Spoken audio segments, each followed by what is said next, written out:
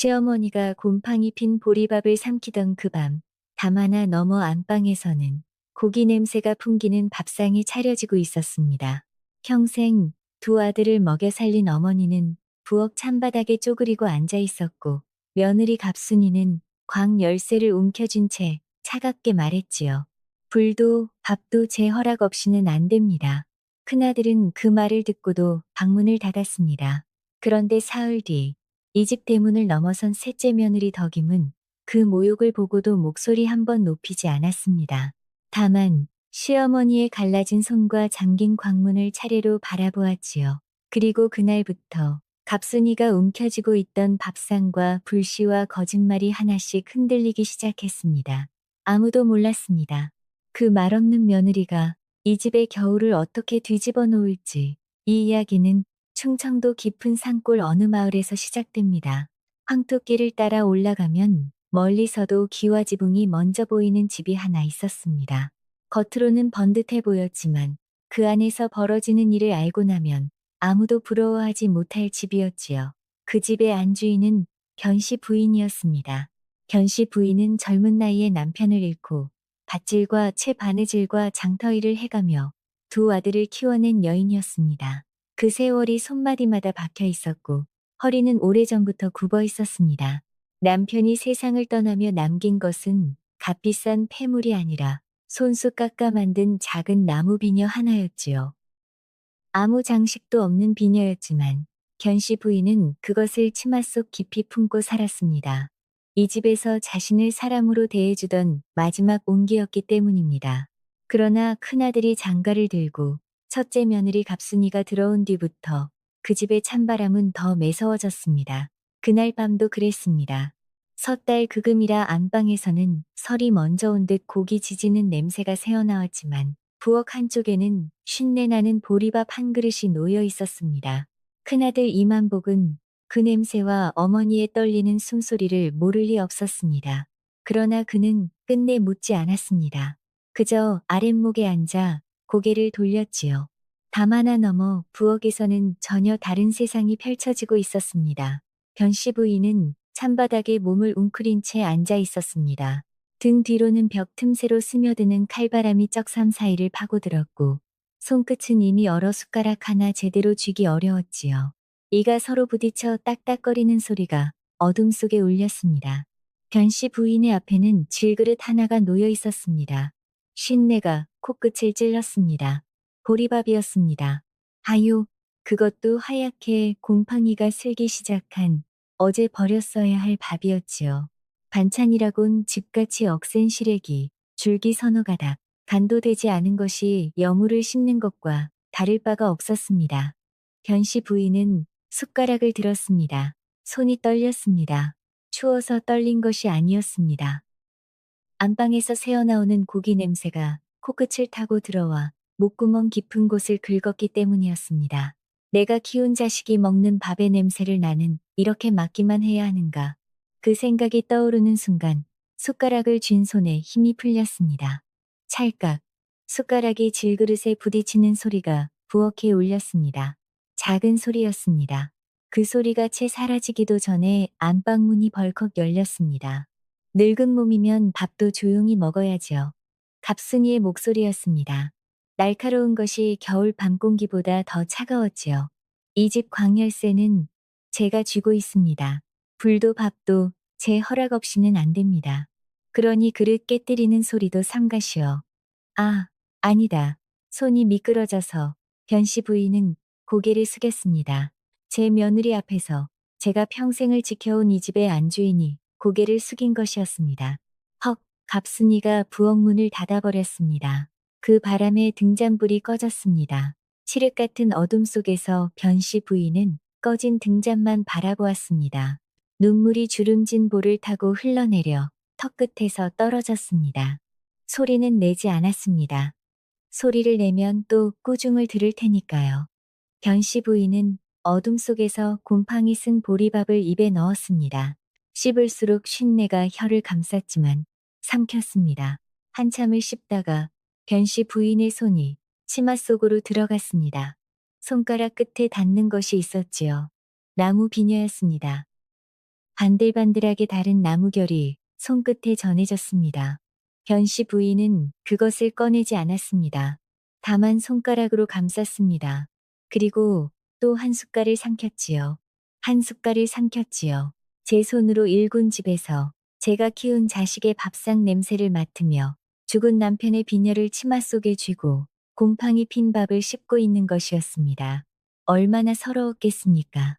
며칠이 지나 마당에 눈이 쌓이기 시작하던 무렵 이웃마을 안악이 문안 인사를 왔습니다. 변씨 부인이 대문가에서 맞이하려 하자 갑순이가 먼저 나섰지요. 그리고 안악이 들을 만한 목소리로 말했습니다. 늙은이가 먹기만 하고 하는 일은 없으니 보리밥도 아까운 법이지요. 갑순이의 목소리는 가볍고 명랑했습니다. 마치 날씨 이야기를 하듯 아무렇지 않게. 안악은 대답하지 못했습니다. 변씨 부인도 대답하지 못했지요. 다만 변씨 부인의 손이 대문 기둥을 꽉 쥐었습니다. 손마디가 하얗게 변할 만큼. 그날 이후 변씨 부인은 대문 쪽으로는 나오지 않았습니다. 보여서는 안 되는 것이 있다는 것을 알았으니까요. 처마 끝 고드름이 변씨 부인의 굽은 허리만큼이나 길게 늘어질 때까지도 이 집안 사정은 달라지지 않았습니다. 그러던 어느 날이었습니다. 그날따라 유독 바람이 매서웠지요. 변씨 부인은 장작을 패다가 도끼자루를 쥔 손바닥이 찢어져 피가 흘러내렸습니다. 갑순이가 광에 자물쇠를 채워두었기 때문에 남은 장작이라고는 마당 귀퉁이에 쌓인 자잘한 것들 뿐이었지요. 기명을 삼키고 치맛자락으로 손을 감싼 채 마당 한가운데 서 있었는데 대문 밖에서 목소리가 들려왔습니다. 어머님, 거기 계십니까? 산바람을 타고 또렷하게 들려왔습니다. 변씨 부인은 고개를 들었습니다. 피 묻은 손을 치마 뒤로 숨기며 비틀비틀 대문 쪽으로 걸어갔지요. 삐걱. 대문이 열리는 순간 변씨 부인은 눈이 휘둥그레졌습니다. 막내 아들이었습니다. 이막동이었지요. 고을 훈장 어른 밑에서 서당이를 거들며 타지에 나가 있던 막내가 보찜을 등에 진 채 서 있었습니다. 그리고 그 옆에 어머님이시지요. 둥글둥글하고 복스러운 얼굴에 눈이 반달처럼 휘어진 여인이 환하게 웃고 있었습니다. 어깨가 떡 벌어지고 손이 장정 손바닥만큼 컸으며 키가 막내 아들 코끝까지 올 만큼 장대했지요. 덕임이었습니다. 막내 아들의 아내, 셋째 며느리 덕임. 어머님, 제가 왔습니다. 덕임은 대문을 넘어서자마자 성큼성큼 걸어와 변씨 부인의 두 손을 덥석 잡았습니다. 그 순간 덕임의 눈이 멈칫했습니다. 변씨 부인의 손이었습니다. 갈라진 손마디 사이로 핏기가 배어나오고 있었고 손바닥에는 굳은 살 위로 날 것의 상처가 벌어져 있었습니다. 손등에는 동상의 흔적이 시퍼렇게 얼룩져 있었지요. 덕임은 아무 말도 하지 않았습니다. 다만 그 손을 제 두 손으로 감싸 주었습니다. 조심스럽게 금간 사기 그릇을 다루듯이 며느리의 손은 거칠었으나 그 마음씀은 비단보다 고왔습니다. 차갑구만요. 덕임이 낮은 목소리로 중얼거렸습니다. 그 한마디에 변씨 부인의 입술이 파르르 떨렸습니다. 울음을 참으려 이를 악물었지만 눈시울이 벌받게 달아올랐습니다. 몇 해 만에 누군가가 제 손을 잡아준 것이었습니다. 따뜻한 손이었습니다. 넓고 두텁고 힘이 넘치는 손이었습니다. 변씨 부인은 그 손을 뿌리칠 수가 없었습니다. 뭐야, 저게. 안방문이 손가락 두 마디만큼 열려 있었습니다. 그 틈새로 갑순이의 눈이 번뜩이고 있었지요. 마당에서 벌어지는 광경을 처음부터 지켜보고 있었던 것입니다. 갑순이의 시선은 덕임의 떡 벌어진 어깨에서 시작해 장정만 한 키를 훑고 변씨 부인의 손을 감싸쥔 크고 단단한 손에서 멈추었습니다. 입술이 실룩거렸습니다. 저런 무식하게 덩치만 큰 것이 혼잣말이었지만 그 안에는 경멸만 있는 것이 아니었습니다. 경계심이었습니다. 갑순이는 본능적으로 알아챈 것입니다. 저 여인이 이 집에 발을 들여놓는 순간 자기가 쥐고 있던 무언가가 흔들리기 시작하리라는 것을. 갑순이는 안방문을 소리 없이 닫았습니다. 그리고 허리춤에 광 자물쇠 열쇠를 꽉 움켜쥐었습니다. 쇠가 손바닥에 파고들어 아팠지만 놓지 않았습니다. 하지만 이상한 일은 그 다음이었습니다. 갑순이가 미쳐보지 못한 것이 하나 있었습니다. 덕임의 눈이었습니다. 덕임은 변씨 부인의 손을 잡은 채로 슬쩍 고개를 돌려 안방 쪽을 바라보았습니다. 손가락 두 마디만큼 열린 문틈 사이로 번뜩이는 눈빛이 사라지는 것을 보았지요. 그리고 변씨 부인의 솜 다 빠진 적삼을 치맛자락 뒤로 숨긴 핏빛 손을 부엌 쪽에서 풍겨오는 쉰내를 덕임은 다 보았습니다. 입꼬리가 살짝 올라갔습니다. 미소가 아니었습니다. 그것은 결심이었습니다. 이 집에 무슨 일이 있었는지는 모르겠으나 덕임은 변씨 부인의 손을 한 번 더 꽉 쥐었습니다. 내가 왔으니 이제 달라질 것입니다. 그날 밤 마당에 내리던 눈이 그쳤습니다. 구름 사이로 달빛이 비쳐들어 하얗게 쌓인 눈 위에 두 사람의 그림자가 나란히 길게 드리워졌습니다. 하나는 굽은 그림자였고 하나는 곧은 그림자였습니다. 하나는 길고 긴 겨울이 이제 끝을 향해 가고 있었습니다.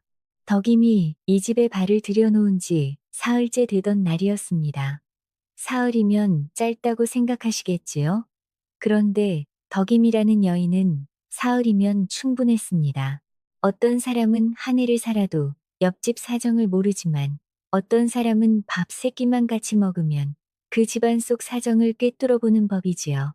덕임이 사흘 동안 본 것은 이러했습니다. 변씨 부인의 밥그릇은 늘 부엌 찬바닥 위에 놓였고 갑순이의 밥상은 늘 안방 윗목에 차려졌습니다. 광에는 자물쇠가 채워져 있었고 그 열쇠는 언제나 갑순이의 허리춤에 걸려 있었습니다.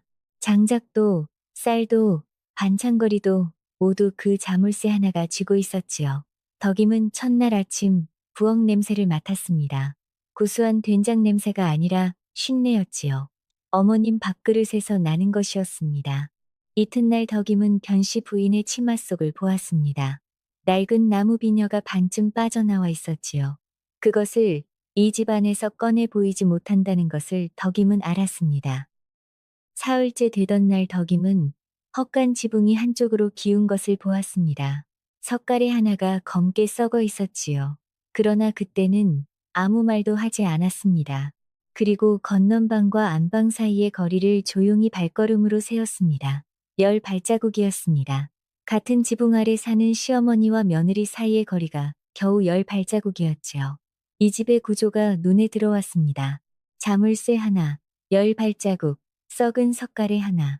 덕임은 이것들을 조용히 가슴에 새겼습니다. 덕임은 아직 아무 말도 하지 않았습니다. 다만 눈으로 보고, 코로 막고, 귀로 들었습니다.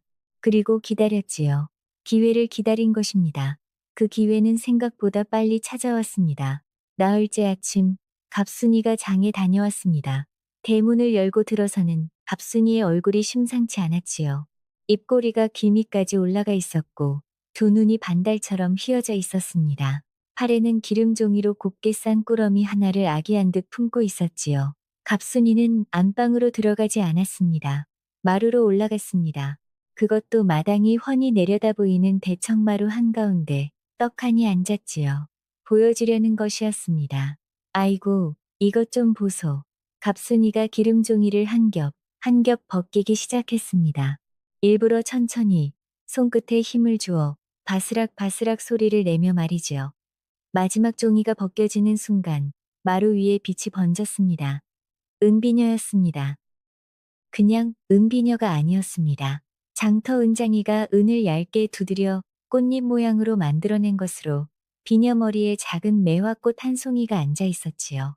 볕이 닿는 쪽으로 기울이면 은빛이 사르르 번졌고 그늘 쪽으로 돌리면 꽃잎의 음각이 더 선명하게 살아났습니다. 갑순이는 그 비녀를 두 손으로 받쳐들고 햇빛에 비추어 이리 돌리고 저리 돌렸습니다. 은빛이 마루 위로 튈 때마다 갑순이의 눈도 함께 반짝였지요. 바로 그때였습니다. 변씨 부인이 마루 아래 마당을 지나가고 있었습니다. 치맛자락 속에 무언가를 쥔 채로 갑순이의 눈이 내려갔습니다. 변씨 부인의 치마 속에서 삐져나온 나무 끝이 보였지요. 나무 비녀였습니다. 갑순이의 입꼬리가 비틀렸습니다. 아직도 그런 볼품없는 나무 토막을 품고 계십니까? 변씨 부인은 발걸음을 멈추었습니다. 고개를 들지 않았지요. 갑순이는 은비녀를 햇볕에 한 번 더 비추어 보이며 덧붙였습니다. 저런 손으로는 평생 나무비녀나 만지면 족하지 은비녀는 어울리지 않지요. 마침 그때 덕임이 나무찜을 한 알을 안고 마당을 지나가고 있었습니다. 갑순이의 눈이 덕임의 머리 쪽으로 올라갔습니다. 수건 한 장을 머리에 동여맨 채였지요. 아무 장식 없는 수건이었습니다. 아이고 동서, 갑순이가 덕임을 불렀습니다. 목소리가 꿀을 바른 듯 달았지요. 이리 와서 이것 좀 보소. 오늘 장에서 맞춰온 것인디. 덕임이 나무찜을 마당 한쪽에 내려놓고 대청마루 앞으로 다가갔습니다. 그러다가 마루 위로 발을 올려놓으려 하자 갑순이의 목소리가 날아왔습니다. 아니 허락도 없이 올라오려고. 덕임이 발을 내렸습니다. 그 순간 덕임의 눈이 깜빡였습니다. 이 집에서 마루에도 허락이 필요하구나. 잠깐 멈추었다가 덕임은 다시 밝은 얼굴로 마루 아래에서 은비녀를 올려다보았지요. 어머나, 덕임의 눈이 커졌습니다. 형님, 이것이 비녀입니까? 비녀가 아니라 달 자체입니다. 달. 덕임의 감탄에 갑순이의 어깨가 으쓱 올라갔습니다. 그런데 그 다음에 나온 갑순이의 말. 이것이 문제였지요. 이런 건 말이다. 그 손으로는 은비녀를 만진다고요? 흠집이라도 나면 어쩌려고. 머리카락이 곱고 목이 가는 사람이 꽂아야 제맛이지. 목이 굵고 손이 억세면 아무리 고운 비녀도 빛을 잃는 법이거든. 갑순이는 제 목을 살짝 빼어 은비녀를 대보았습니다. 가느다란 목이었지요. 수건으로 동여맨 덕임의 목을 흘겨보며 입꼬리를 올렸습니다. 그 눈빛의 뜻은 분명했습니다. 너 같은 것은 꿈도 꾸지 마라. 자, 여러분. 여기서 보통 사람이라면 어떻게 했겠습니까? 속이 부글부글 끓었을 것입니다. 아니면 고개를 숙이고 돌아섰겠지요. 그런데 덕임은 보통 사람이 아니었습니다. 덕임의 눈이 한번 깜빡였습니다. 그리고 입꼬리가 슬며시 올라갔습니다. 아이고, 형님. 덕임이 두 손을 싹싹 비비며 마루 위로 성큼 올라섰습니다. 허락도 안 구했다는 것은 이미 잊은 표정이었지요. 그 무게에 마루 널판지가 끼익 소리를 냈습니다. 제 평생에 이리 고운 비녀는 처음 봅니다. 형님, 부탁 하나만 합시다. 딱 한 번만, 딱 한 번만, 제 머리에 꽂아봅시다. 갑순이의 눈이 동그래졌습니다. 뭐라, 한 번만요. 저도 이 귀한 것을 한 번 꽂아보고 싶습니다. 한 번만 꽂으면 복이 올 것 같은데요. 덕임이 두 손을 모아 빌었습니다. 눈을 초롱초롱 빛내며 엿 하나 더 달라고 조르는 아이처럼요. 안 돼, 이 비녀가 얼마짜리인 줄 알고. 갑순이가 비녀를 제 품에 꼭 끌어안았습니다. 아이고, 형님. 인색하기도. 동서간에 한번 꽂아보자는 것이 그리 대단합니까? 이건 내 머리에 어울리는 물건이 아니란 말이다. 어머, 그건 꽂아봐야 아는 것 아닙니까? 덕임이 한 발짝 다가갔습니다. 갑순이가 한 발짝 물러났습니다. 마루가 넓지 않았습니다. 한 발짝 물러난 갑순이의 등이 기둥에 닿았고 덕임의 손이 바람처럼 빠르게 움직였습니다. 잠깐만요 형님. 순식간이었습니다. 갑순이가 움찔하는 사이 덕임의 손이 은비녀를 낚아챘습니다. 장터에서 미꾸라지 잡던 손놀림이었지요. 어찌나 빠르고 정확했는지 갑순이는 빈 손가락만 허공에서 오므렸다 폈다 할 뿐이었습니다. 아이고, 고맙습니다 형님. 딱 한 번만이요. 덕임이 환하게 웃으며 수건을 풀었습니다. 억세게 따은 머리채가 드러났지요. 검고 굵은 머리카락이 새끼줄처럼 단단했습니다. 마치 참나무 가지에 은침을 꽂으려는 형국이었습니다. 갑순이의 얼굴이 하얗게 질렸습니다. 꽂지 마. 꽂으면 안. 늦었습니다. 덕임이 비녀를 머리 위에 있는 힘껏 밀어넣기 시작했습니다. 됐어. 그만. 빼란 말이야. 갑순이가 소리를 질렀습니다. 그런데 덕임은 빼지 않았습니다. 덕임이 이를 악물고 마지막으로 한 번 힘껏 밀어넣는 순간 뚝! 그 소리가 대청마루에 울렸습니다. 비녀 목이 반으로 꺾였습니다. 은빛 비녀가 두토막이 났지요. 매화 꽃이 새겨진 윗부분이 댕그렁 마루 위로 떨어졌습니다. 정막이 내려앉았습니다. 덕임이 천천히 부러진 비녀 조각을 들어 올렸습니다. 아이고, 부러진 비녀를 이리 돌리고 저리 돌리며 입을 쭉 내밀었지요. 형님, 이거 참 물건이 보기보다 약합니다. 이 값을 받고 이런 물건을 파는 그 은장이가 장사를 참 못하는구만요. 그 말을 듣는 순간 갑순이 얼굴이 어떻게 변했는지 한번 상상해 보십시오. 하얗던 낯이 불그락부르락 오락가락했습니다. 입술이 달달 떨렸고 두 눈이 휘둥그레졌다가 실처럼 가늘어졌다가를 반복했지요.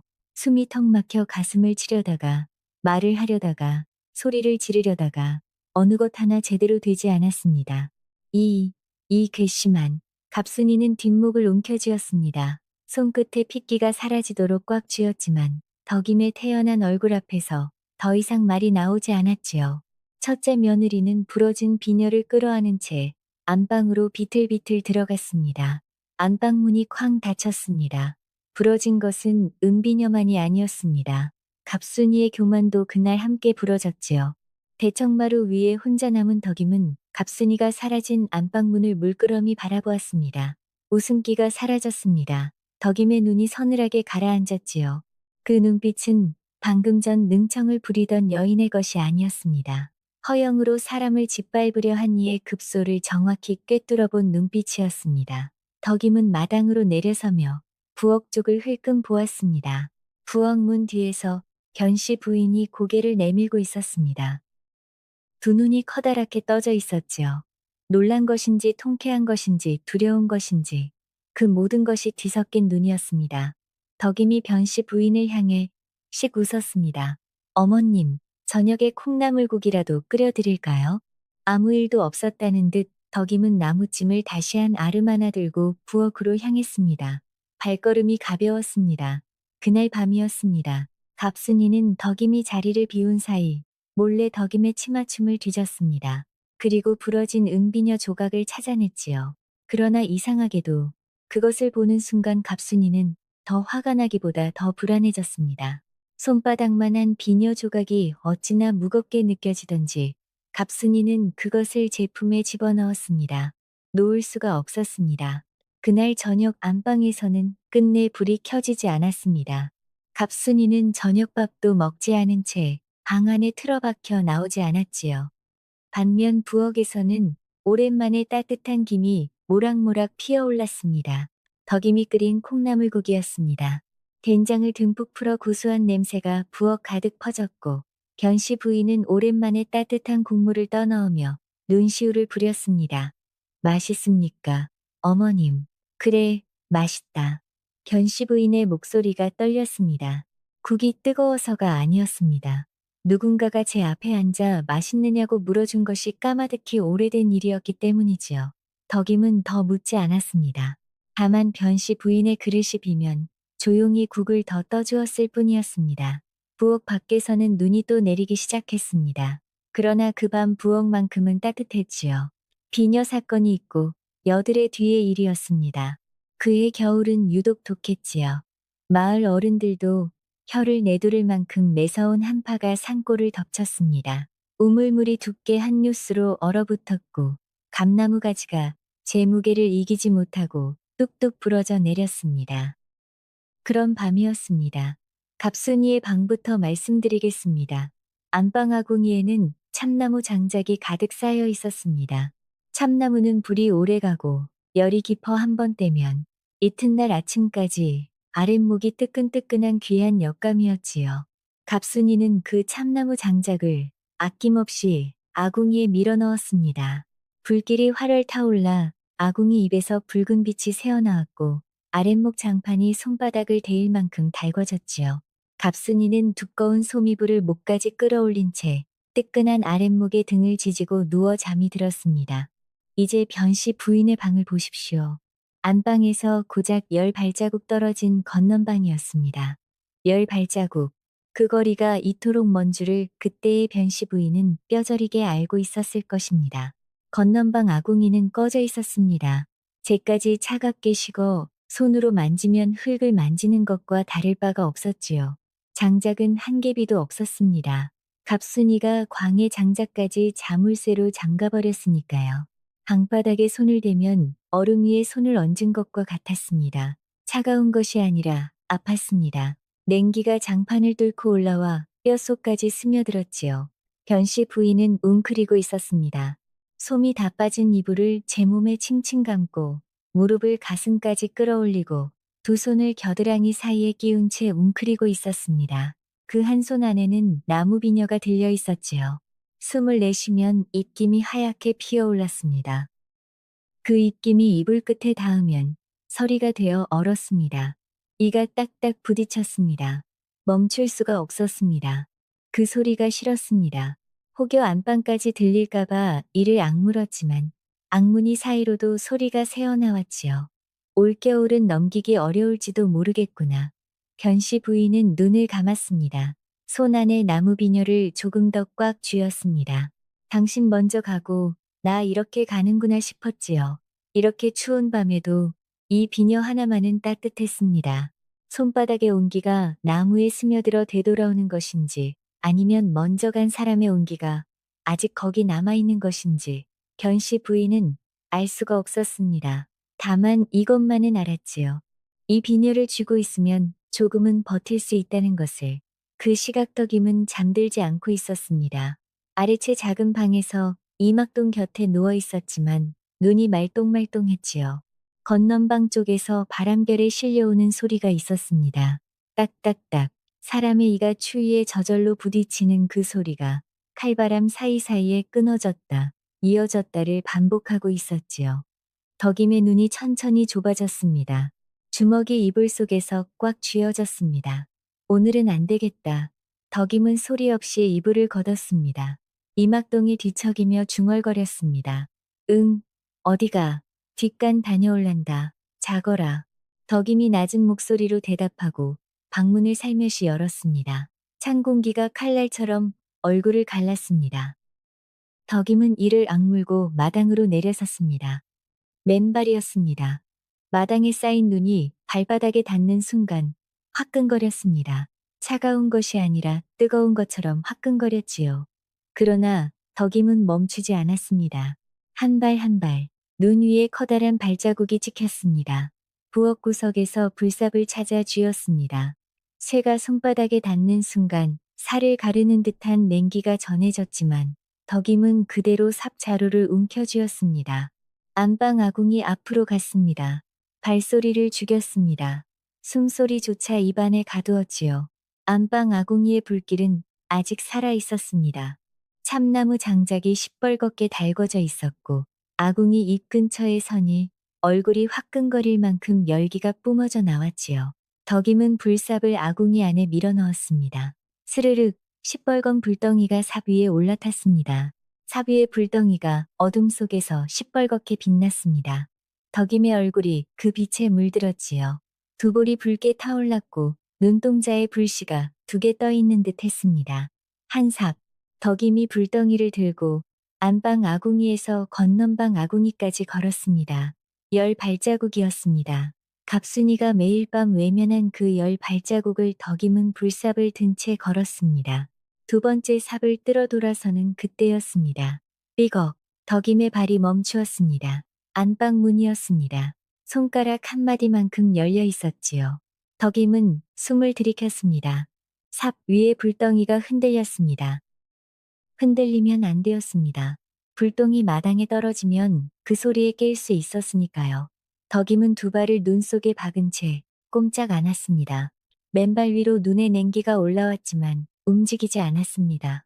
안방 안에서 뒤척이는 소리가 들렸습니다. 그리고 잠시 뒤 삐걱 소리 없이 문이 다시 닫혔습니다. 갑순이가 잠결에 몸을 돌리며 문을 건드린 것이었지요. 덕임은 천천히 숨을 내뱉었습니다.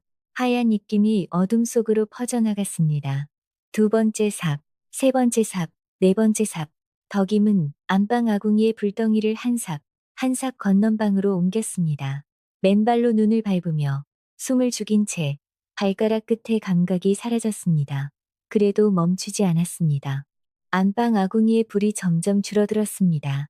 시뻘겋던 숯이 하나, 둘 사라지더니 나중에는 희끄무레한 재만 남았지요.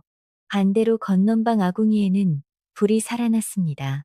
장가지를 올리고 후후 불어주니 불꽃이 소리 없이 피어올랐습니다. 그 위에 마당 한쪽에 숨겨두었던 장작 두어 개비를 올렸지요. 건넌방 안에서 변씨 부인은 웅크린 채 떨고 있었습니다. 그런데 무언가가 달라지기 시작했습니다. 등이었습니다. 얼음장 같던 장판에 닿은 등에서 아주 미세한 온기가 스며들기 시작한 것이었습니다. 변씨 부인은 꿈인 줄 알았습니다. 아, 이제 나도 가는구나 싶어 눈을 질끈 감았지요. 그런데 온기가 사라지지 않았습니다. 오히려 점점 퍼져나갔습니다.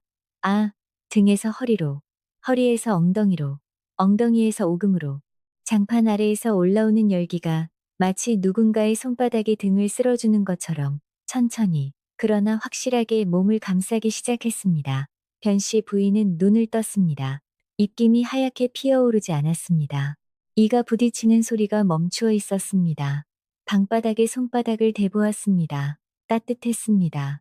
변씨 부인의 굽은 손가락이 장판 위에서 펴졌습니다. 주먹을 챈 수밖에 없던 손가락이 온기 속에서 하나하나 펴진 것이었지요. 아, 변씨 부인의 입에서 탄식 같은 소리가 새어나왔습니다. 방문 아래 틈새로 아궁이 쪽에서 희미한 불빛이 보였습니다. 아까까지는 없던 빛이었지요. 누군가가 불을 지펴준 것이었습니다. 변씨 부인은 누군지 물을 필요가 없었습니다. 이 집안에서 자신을 위해 불을 지펴줄 사람은 단 한 명뿐이었으니까요. 변씨 부인은 따뜻해진 장판 위에 볼을 대었습니다. 마치 누군가의 손바닥에 볼을 기대는 것처럼 장판에 볼을 대고 눈을 감았습니다. 손 안의 나무 비녀가 따뜻해졌습니다. 눈물이 흘렀지만 이번에는 서러운 눈물이 아니었습니다. 그날 밤 변씨 부인은 그 긴 겨울 들어 처음으로 떨지 않고 잠이 들었습니다. 새벽이 밝았습니다. 안방에서 비명이 터져나온 것은 닭이 첫 울음을 울기도 전이었지요. 아이고, 추워. 이게 무슨... 갑순이가 벌떡 일어났습니다. 이불을 걷어차고 일어나는 순간 제 방바닥이 얼음판이라는 것을 깨달은 것이었지요. 아궁이가, 불이... 갑순이가 방문을 벌컥 열고 아궁이를 들여다보았습니다. 텅 비어 있었습니다. 하얀 재만 차갑게 남아있을 뿐이었지요. 갑순이의 얼굴이 파랗게 질렸습니다. 숨을 내쉬니 입김이 하얗게 피어올랐습니다. 어젯밤 변씨 부인이 그랬던 것처럼요. 바로 그때였습니다. 어머, 형님, 이 새벽부터 웬 구경이십니까? 마당을 가로질러 덕임이 느릿느릿 걸어오고 있었습니다. 양손에 물동이를 들고 우물에서 물을 길어오는 참이었지요. 아, 형님, 방아궁이 불이 꺼졌습니까? 덕임이 고개를 갸웃하며 안방 아궁이를 들여다보았습니다. 어머나, 쟤만 남았네요. 밤새 다 타버린 겁니까? 다 타다니. 장작 6개비를 넣었는데 쟤만 남을 리가 있나. 갑순이가 이를 악물었습니다. 혹시 누가. 갑순이의 눈이 덕임을 향했습니다. 의심이 날카롭게 서린 눈이었지요. 덕임은 그 눈을 정면으로 받았습니다. 그리고 두 눈을 크게 떴습니다. 형님, 설마 제가 그랬다고 생각하십니까? 아이고, 저는 밤새 잠만 잤습니다. 우리 서방님한테 물어보시오. 제가 코를 어찌나 골았던지 서방님이 저를 발로 차댔다니까요. 덕임이 제 콧등을 손가락으로 꾹 누르며 히히 웃었습니다. 그러면 누가 귀신이 아닐까요? 덕임이 진지한 얼굴로 말했습니다. 이 산골에는 불귀신이 나온다고 마을 어른들이 그러더만요. 아궁이 불을 빼앗아 간다나 뭐라나. 형님, 평소에 조상께 제사를 소홀히 하셨습니까? 뭐라. 아이고, 귀신이 고까지껏 가져가십니다. 형님, 얼른 부엌에 가서 불 좀 다시 떼세요. 저는 어머님 아침 준비해야 하니까요. 덕임이 희죽 웃으며 물동이를 들고 부엌으로 사라졌습니다. 갑순이는 마당 한가운데 서서 벌벌 떨고 있었습니다. 추위 때문만은 아니었지요. 분함과 의심과 당혹감이 뒤엉켜 가슴속에서 끌어올랐지만 증거가 없었습니다. 덕임의 해맑은 얼굴 앞에서는 의심을 끝까지 밀어붙일 수가 없었지요. 갑순이는 제 양 팔뚝을 부여잡고 안방으로 돌아갔습니다. 방문을 닫고 주저앉았습니다. 이가 딱딱 부딪혔습니다. 이 맛이구나. 갑순이의 머릿속에 그 생각이 스쳤습니다. 단 하룻밤 불 없이 보낸 새벽에 이미 온몸이 얼음덩어리가 된 것 같았지요. 변씨 부인이 매일 밤 이 추위 속에 있었다는 것을 갑순이는 그때 처음으로 제 몸으로 알았습니다. 그러나 그 깨달음은 오래가지 않았습니다. 분노가 더 빨랐으니까요. 갑순이는 그날 밤 잠들지 못했습니다. 뒤척이고 또 뒤척이고 눈을 감으면 덕임의 눈빛이 떠올랐고 눈을 뜨면 비어있던 아궁이가 어른거렸지요. 기녀를 빼앗기고 불을 빼앗기고 하나씩 하나씩 제가 쥐고 있던 것들이 손가락 사이로 빠져나가는 느낌이었습니다. 품속에 부러진 은비녀 조각을 꺼내 들여다보았습니다. 차갑고 작았습니다. 이것 하나 때문에 이 집의 겨울이 흔들리고 있었지요. 저것을 내쫓아야 해. 갑순이의 눈이 광 자물쇠 열쇠에서 멈추었습니다. 손톱이 제 손바닥에 파고들었지만 아픈 줄도 몰랐지요. 그리고 며칠을 뒤척이던 끝에 갑순이는 한 가지 꾀를 떠올렸습니다. 입춘이 지나고 얼음이 풀리기 시작하던 무렵이었습니다. 처마 끝 고드름이 똑똑 떨어지며 마당에 웅덩이를 만들었지요. 겨울이 가고 있었습니다. 그날 아침 갑순이는 이만복에게 말했습니다. 오늘 장에 가서 배 2피를 사오시오. 봄맞이 옷을 지어야겠습니다. 이만복이 엽전 주머니를 들고 나간 사이 갑순이는 안방 장롱 깊숙이 숨겨두었던 것들을 꺼냈습니다. 귀이개 하나, 땡그릇 3개, 비단 보자기 1장. 모두 제 혼수에서 가져온 값비싼 물건들이었지요. 갑순이는 그것들을 품에 안고 뒷마당 헛간으로 향했습니다. 헛간은 오래된 건물이었습니다. 기둥이 비바람에 사가 군데군데 검은 곰팡이가 피어 있었고 지붕을 받치는 석가래가 세월의 무게에 휘어져 있었지요. 장마만 오면 흙벽에서 물이 새고 강한 바람이 불면 지붕이 덜컥덜컥 소리를 내는 언제 무너져도 이상하지 않은 헛간이었습니다. 갑순이는 헛간 구석 집단 밑에 은 귀이개와 층그릇과 비단 보자기를 밀어 넣었습니다. 그리고 혼잣말을 중얼거렸지요. 도둑이 되어봐라. 이거사. 계략은 이러했습니다. 물건을 숨겨놓고 이만복이 돌아오면 배값이 모자란다며 소동을 피운다. 그리고 덕임 부부의 방 근처를 뒤지는 척하다가 마지막에 헛간에서 발견하는 것이지요. 덕임이 훔쳐 숨겨놓은 것으로 몰아 이 집에서 쫓아내겠다는 속셈이었습니다. 갑순이는 물건을 다 숨기고 헛간에서 나오려 했습니다. 그때였습니다. 뒷마당 모퉁이에서 목소리가 들렸습니다. 어머님, 잠깐만요. 덕임의 목소리였습니다. 그런데 그 소리는 갑순이를 향한 것이 아니었습니다. 변씨 부인을 부르는 소리였지요. 헛간 쪽을 향해서 갑순이의 심장이 쿵 내려앉았습니다. 황급히 집단을 다시 덮으며 일어서려 했습니다. 바로 그 순간 헛간 입구에 2사람이 나타났습니다. 덕임이었습니다. 그리고 그 옆에 빨래 광주리를 아는 변씨 부인이 서 있었습니다. 형님, 갑순이가 화들짝 놀라 돌아섰습니다. 덕임은 빨래를 걷어왔다가 뒷마당을 돌다가 헛간 문이 열린 것을 보고 변씨 부인을 불러 같이 온 것이었습니다. 그리고 변씨 부인의 눈에는 갑순이가 집단 위에서 손을 떼는 것이 고스란히 들어왔지요. 갑순이와 덕임의 눈이 마주쳤습니다. 그리고 갑순이와 변씨 부인의 눈이 마주쳤습니다. 3사람이 헛간 안팎에서 서로를 바라보았습니다. 아무도 말을 하지 않았지요. 그 침묵이 어찌나 무거웠는지 헛간 안의 공기가 눌리는 것 같았습니다. 갑순이의 얼굴이 딱딱하게 굳었습니다. 덕임이 입을 열려 했습니다. 형님, 혹시 오지마. 갑순이가 소리를 질렀습니다. 그리고 2팔을 벌려 집단을 막아섰지요. 그 모습이 오히려 여기에 뭔가 있다고 알려주는 꼴이었습니다. 덕임의 눈이 서늘해졌습니다. 그 순간 덕임은 알아챈 것이었습니다. 집단 밑에 무엇이 있는지, 그리고 그것이 무엇을 위한 것인지 변씨 부인도 보았습니다. 이 헛간에서 무슨 일이 일어나려 했는지를 덕임의 입이 열리려 했습니다. 바로 그때였습니다. 기기기기기. 머리 위에서 소리가 났습니다. 나무가 비틀리는 소리. 하리게. 오래된 나무가 제 무게를 이기지 못하고 속에서부터 갈라지는 그 소리가 2사람의 머리 위에서 울렸습니다. 덕임이 천장을 올려다 보았습니다. 석가래였습니다. 지붕을 받치고 있던 석가래 하나가 부러지고 있었지요. 세월의 삭은 나무가 한쪽 끝부터 쪼개지며 그 위에 얹힌 흙과 기와장이 아래로 처지기 시작했습니다.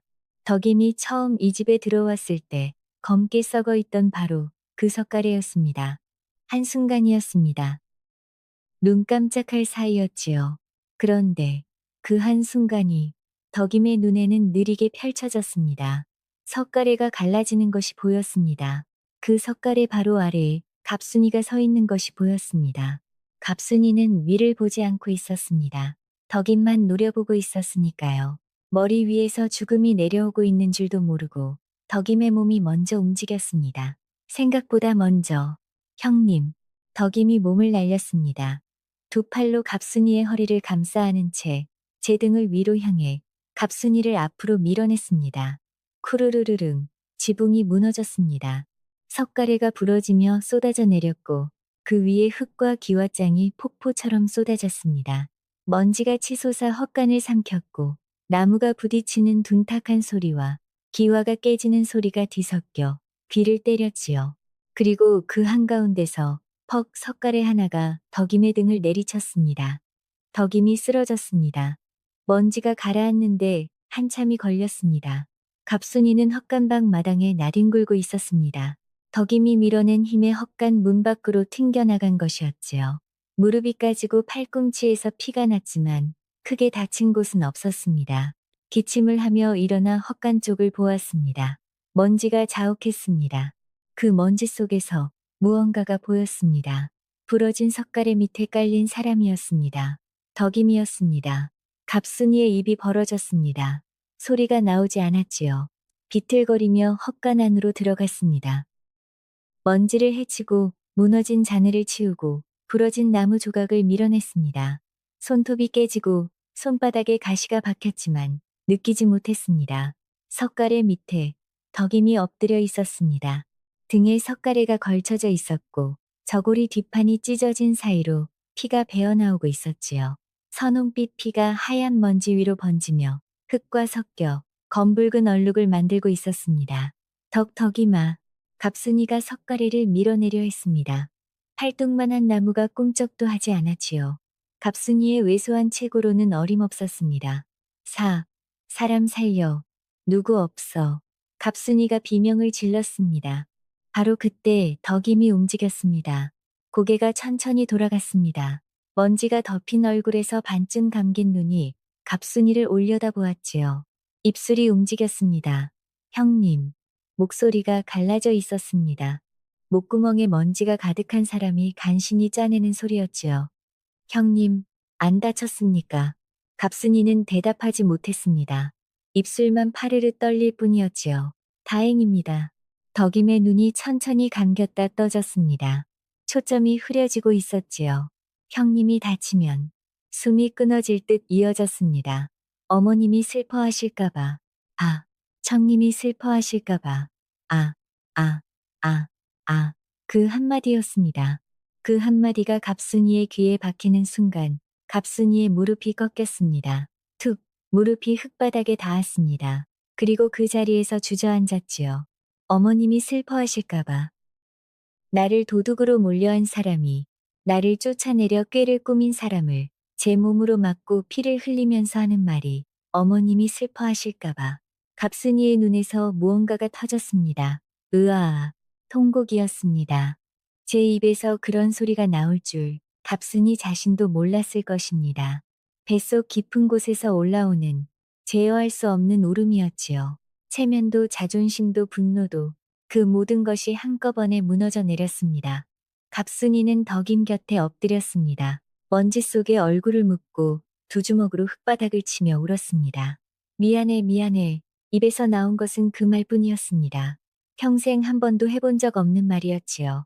헛간 입구에서 변씨 부인은 그 광경을 보고 있었습니다. 덕임이 몸을 날리던 것도 보았고 이제 갑순이가 흙바닥에 엎드려 통곡하는 것도 보고 있었지요. 변씨 부인의 손에서 빨래 광주리가 스르르 내려갔습니다. 그 손이 문틀을 잡았습니다. 잡지 않으면 쓰러질 것 같았으니까요.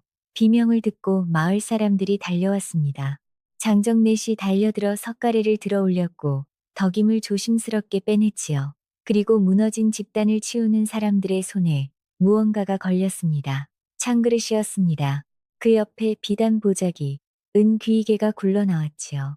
마을 사람들의 눈이 일제히 갑순이를 향했습니다. 갑순이는 아무 말도 할 수 없었습니다. 피 묻은 무릎으로 마당에 주저앉은 채 고개를 들지 못했지요. 그 앞에서 덕임은 흙먼지를 뒤집어 쓴 채 실려나갔습니다. 눈은 감겨 있었고 얼굴이 하얗게 질려 있었습니다. 다만 조용히 말했습니다. 괜찮습니다. 다들 수고하십니다. 제 일이 아닙니다. 덕임은 자신을 짓누르는 석가래 밑에서도 남을 먼저 걱정했습니다. 사람의 밥상을 빼앗으면 집안의 복도 달아나는 법입니다. 그런데 덕임처럼 자기 것을 내어주는 사람 앞에서는 어떤 꾀도, 어떤 자물쇠도 버티지 못하는 법이지요. 이만복은 그제야 알았습니다. 제가 외면한 것은 집안일이 아니라 어머니의 목숨이었다는 것을. 장터에서 돌아온 그는 무너진 헛간 앞에 서서 오랫동안 아무 말도 하지 못했습니다. 흰 먼지가 아직 가라앉지 않은 헛간 안에 피 묻은 석가래가 가로누워 있었고 마당에는 덕임의 발자국이 남아 있었습니다. 그는 그 발자국 앞에 한참을 서 있었지요. 이 발자국이 어제 밤부터 시작되었다는 것을, 이 집의 겨울이 얼마나 길었는지를 이만복은 그제야 헤아렸습니다. 그날 밤 이만복은 변씨 부인의 방 앞에 무릎을 꿇었습니다. 어머님, 소자가 죄를 지었습니다. 변씨 부인은 아무 말도 하지 않았습니다. 아들의 머리를 쓸어주지도 일어나라 하지도 않았지요. 다만 고개를 돌려 건넌방 쪽을 바라보았습니다. 그것이 대답이었습니다. 이만복은 오래 엎드려 있었습니다.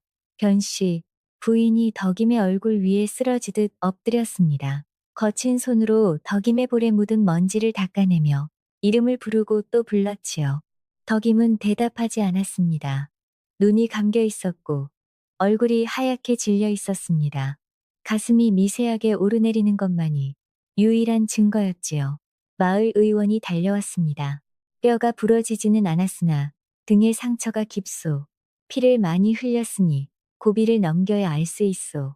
의원의 말에 견씨, 부인의 얼굴이 종이장처럼 하얘졌습니다. 살려주시오.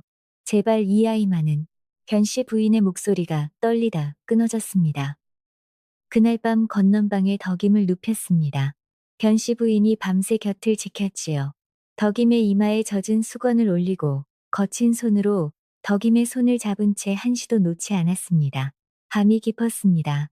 달이 지붕 위를 넘어 서산으로 기울고 마당에 짐승 발자국이 하나둘 찍힐 때쯤 건넌방 문 앞에 인기척이 있었습니다. 견씨 부인이 고개를 돌렸습니다. 문이 살며시 열렸지요. 갑순이었습니다. 무릎이 흙투성이었습니다. 손톱이 깨져 피가 말라붙어 있었고 눈이 퉁퉁 부어 실눈이 되어 있었지요. 헛간에서부터 울었던 눈이 한 번도 마른 적이 없다는 뜻이었습니다. 갑순이는 문턱에서 멈추었습니다. 들어오지 못했지요. 견씨 부인을 보지 못했습니다. 고개를 들 수가 없었으니까요. 한참을 서 있었습니다. 그리고 천천히, 아주 천천히 무릎을 꿇었습니다. 문턱 위에 무릎을 꿇고 이마를 바닥에 대었습니다. 어머님, 목소리가 갈라져 있었습니다. 어머님, 저를 죽여주십시오. 견씨 부인은 아무 말도 하지 않았습니다. 덕임의 손을 잡은 채 문턱에 엎드린 갑순이를 바라보았지요. 그동안 제가 한 짓을. 갑순이의 어깨가 들썩였습니다. 저 사람이 피를 흘리면서 저를 걱정했습니다. 어머님이 슬퍼하실까봐 저를 더 이상 말을 잇지 못했습니다. 이마가 바닥에 닿은 채 어깨만 들썩이고 있었지요. 견씨 부인은 한참을 말없이 앉아 있었습니다.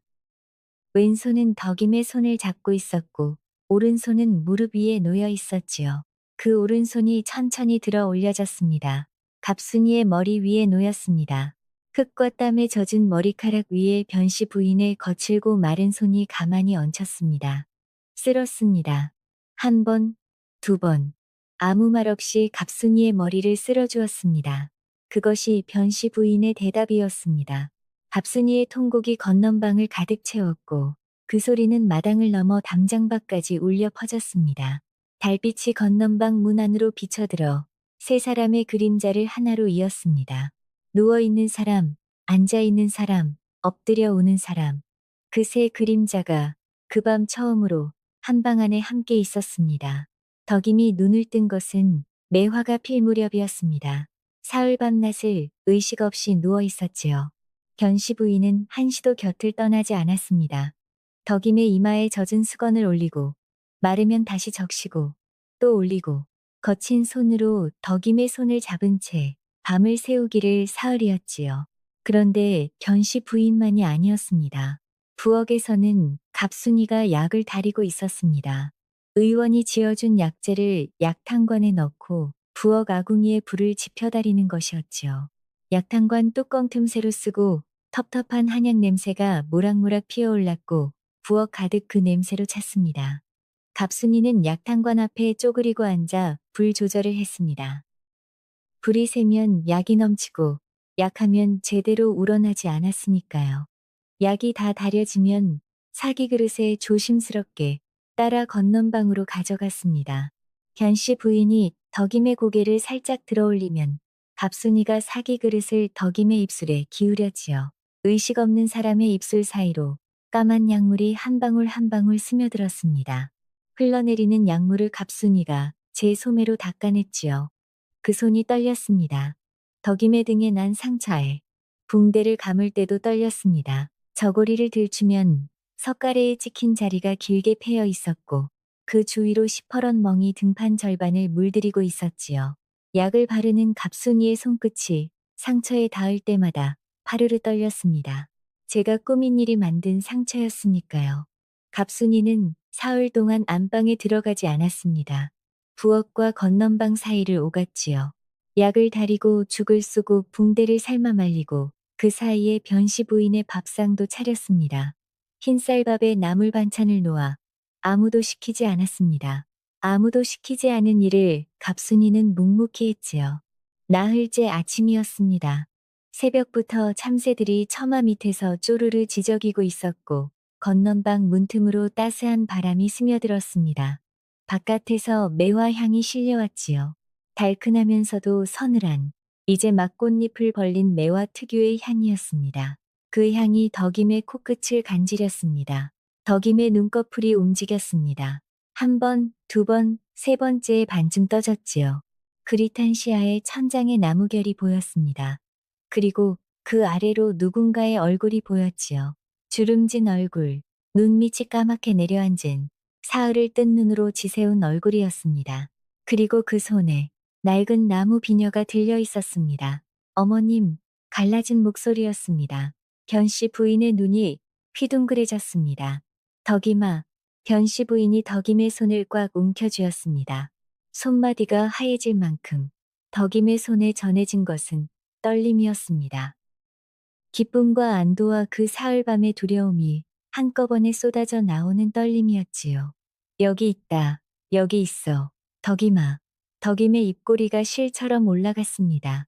어머님, 울지 마십시오. 말은 그리했지만 덕임 자신의 눈시울도 벌겋게 달아오르고 있었지요. 잠시 침묵이 흘렀습니다. 매화 향이 바람에 실려 방 안을 지나갔고 처마 및 참새가 한 번 더 지저귀었습니다. 덕임이 천장을 보며 코를 킁킁거렸습니다. 어머님, 응, 배고픕니다. 견씨 부인의 주름진 얼굴이 한꺼번에 구겨졌습니다. 웃음인지 울음인지 분간할 수 없는 세상에서 가장 복잡한 얼굴이었지요. 눈에서는 눈물이 흘러내리는데 입은 웃고 있었습니다. 그래, 그래, 밥 가져올게. 금방 가져올게. 견씨 부인이 허둥지둥 일어서려는데 건넌방 문이 열렸습니다. 조심스럽고 머뭇거리는 발소리. 갑순이었습니다. 두 손에 밥상을 들고 서 있었습니다. 흰쌀밥이 소복하게 담겨 있었지요. 쌀알마다 윤기가 돌았고 그 옆에 달걀찜이 노릇하게 부풀어 올라 있었습니다. 된장찌개에서는 김이 모락모락 피어올랐고 작은 종지에 참기름을 두른 나물이 가지런히 담겨 있었지요. 갑순이의 손톱은 아직 깨져 있었습니다. 헛간에서 석가래를 밀어내려 했던 그 손이었지요. 깨진 손톱 밑에 까맣게 피가 말라붙어 있었지만 그 손으로 쌀을 씻고 반찬을 만들고 밥상을 차린 것이었습니다. 갑순이가 밥상을 덕인 머리맡에 놓았습니다. 손이 떨렸습니다. 눈을 마주치지 못했지요. 먹어. 그 한마디가 전부였습니다. 목소리가 작았습니다. 덕임은 천장을 보며 한참 가만히 있었습니다. 그리고 고개를 돌려 갑순이를 보았지요. 부어있는 눈, 깨진 손톱, 사흘간 곱게 빗던 머리카락이 흐트러진 채 귀 뒤로 쓸려있는 얼굴. 덕임이 물었습니다. 천천히, 그러나 분명하게, 형님, 집단 밑에 뭐가 있었습니까? 갑순이의 어깨가 굳었습니다. 방 안의 공기가 일순 멈추는 것 같았지요. 견씨 부인은 숨을 죽였습니다. 갑순이는 천장을 보았습니다. 그리고 바닥을 보았습니다. 그리고 덕임의 눈을 보았습니다. 대답하지 않았습니다. 갑순이는 품속으로 손을 집어넣었습니다. 천천히 무언가를 꺼냈습니다. 부러진 은비녀였습니다. 두 토막이 난 채였지요. 채여지라에 그날 밤 몰래 덕임의 품에서 찾아낸 뒤 줄곧 지니고 다니던 것이었습니다. 갑순이는 그것을 밥상 위에 가만히 올려놓았습니다. 아무 말도 하지 않았습니다. 그 행동 하나가 갑순이가 할 수 있는 가장 긴 고백이었지요. 덕임은 부러진 비녀를 내려다보았습니다. 그리고 변씨 부인을 보았습니다. 그리고 씩 웃었습니다. 어머님, 비녀 하나 생겼습니다. 견씨 부인이 조용히 비녀를 집어들었습니다. 두 토막이 난 은 비녀를 손바닥 위에 올려놓고 한참을 바라보았지요. 그러다가 치마 속에서 무언가를 꺼냈습니다. 낡은 나무 비녀였습니다. 반들반들하게 다른 나무 결이 햇빛에 드러났지요. 견씨 부인은 부러진 은비녀 두 토막을 그 나무 비녀 옆에 나란히 놓았습니다. 부러지고 낡아도 다 비녀였습니다. 갑순이의 어깨가 한번 들썩였습니다. 고개를 돌렸지요. 입술을 꽉 깨물며 눈물을 보이지 않으려 안간힘을 쓰고 있었습니다.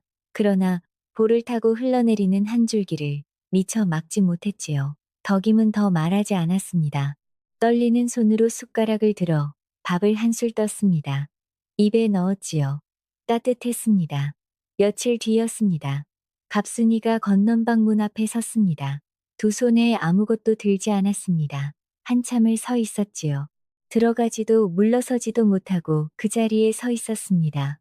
안에서는 아무 소리도 나지 않았습니다. 견씨 부인이 안에 있다는 것을 갑순이는 알고 있었지요. 발소리를 들었으니까요. 갑순이는 깊게 숨을 들이켰습니다. 그리고 허리춤에서 무언가를 천천히 풀었습니다. 광자물쇠 열쇠였습니다. 이 집에 들어온 날부터 허리에 꿰고 다닌 것이었지요. 발그락 작은 소리를 내며 견씨 부인의 손 위에 놓였습니다. 갑순이는 고개를 한번 숙이고 돌아갔습니다. 아무 말도 없었습니다. 견씨 부인은 한참을 그 열쇠를 내려다보았습니다. 이 쇳덩이 하나가 이 집의 불이었고 이 집의 밥이었고 이 집의 겨울이었지요. 그 겨울이 끝나는데 이토록 오래 걸렸습니다. 용서한다는 말은 끝내 나오지 않았습니다. 다만 변씨 부인은 다음날 밥상 한쪽을 비워두었습니다. 그것이 갑순이에게 주어진 첫 번째 기회였습니다. 그로부터 며칠 뒤 마당에 매화가 활짝 피었습니다. 하얀 꽃이 가지마다 소복하게 달려 마치 눈이 다시 내린 것 같았지요. 그러나 눈이 아니었습니다. 바람이 불면 달큰한 향이 마당 가득 퍼졌으니까요. 이런 일은 흔치 않았습니다만 대청마루의 밥상 하나에 밥그릇이 셋이었지요. 이 집에 그런 밥상이 차려진 것은 처음이었습니다. 견씨 부인이 가운데 앉았고 한쪽에 덕임이 다른 한쪽에 갑순이가 앉았습니다. 덕임은 등의 상처 때문에 방석을 2개 깔고 조심스럽게 앉았지요. 갑순이는 여전히 눈을 잘 마주치지 못했지만 도망가지 않았습니다. 비워진 그 자리에 앉아 있었지요. 견씨 부인의 손에는 나무 비녀가 들려 있었습니다. 그것을 상위에 살며시 올려놓았습니다. 그리고 두 며느리의 손을 하나씩 잡았습니다. 왼손에는 덕임의 크고 단단한 손을, 오른손에는 갑순이의 가늘고 떨리는 손을, 세 사람의 손이 밥상 위에서 이어졌습니다. 밥 먹자. 견씨 부인이 말했습니다. 그 한마디에 덕임이 먼저 웃었습니다. 견씨 부인의 눈가에 주름이 깊게 잡혔지요. 갑순이는 웃지는 못했지만 입꼬리가 한 번 떨리며 올라갔습니다. 그것으로 충분했지요. 매화향이 바람에 실려 마루 위를 지나갔고 봄볕이 세 사람의 어깨 위에 고르게 내려앉았습니다. 변씨 부인의 나무 비녀가 봄볕을 받아 따뜻해졌습니다. 오래 품어온 것이어서인지 아니면 이 봄이 처음으로 진짜 봄이어서인지 그 비녀에서는 온기가 났습니다. 같은 지붕 아래 같은 밥상 위에서 세 사람이 같은 밥을 먹고 있었지요. 기억하십시오. 여러분, 미움은 미움으로 풀리지 않습니다. 칼로 물을 벨 수 없듯이 분노로 분노를 끊을 수는 없는 법이지요. 덕임은 칼을 들지 않았습니다. 밥상을 들었지요. 그리고 그 밥상 하나가 이 집에 얼어붙은 겨울을 녹였습니다. 부러진 것은 은비녀만이 아니었습니다. 갑순이의 교만도, 이만복의 외면도, 이 집의 긴 겨울도 그날 함께 부러졌지요. 그것이 이 집에 찾아온 진짜 봄이었습니다. 오늘 이야기는 여기까지입니다. 또 다른 지혜를 더하는 이야기로 찾아뵙겠습니다. 편안한 밤 되시길 바랍니다.